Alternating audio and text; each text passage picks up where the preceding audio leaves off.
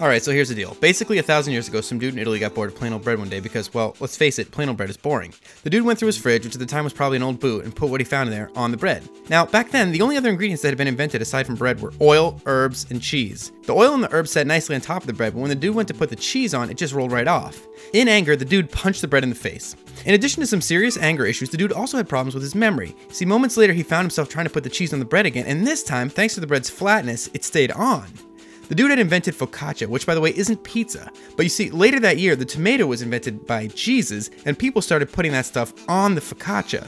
See, that's when pizza happened. Now, how this great dish came to be known as pizza is a little trickier to explain. We would probably have a better idea if people back in the day had realized the importance of pizza blogging, but as it is, we have to sort of rely on words. So here are some of the theories.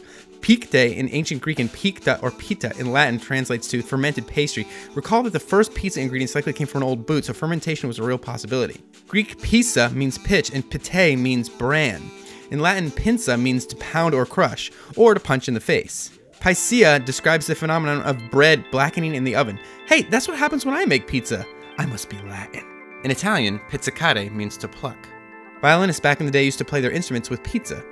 The word bizzo or pizzo, German in origin, means mouthful. Many respected historians postulate that this word could have been used to describe all-you-can-eat pizza night, which was probably invented like a week or so after pizza.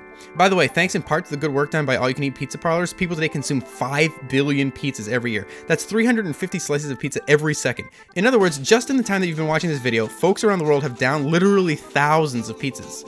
Not impressed? Let me put that another way. Every day, Americans alone eat 100 acres of pizza, which is enough to cover approximately 76 NFL football fields. Anyway, the rest of the details are kind of sketchy. Let me know what you want me to sketch out in the comment field below.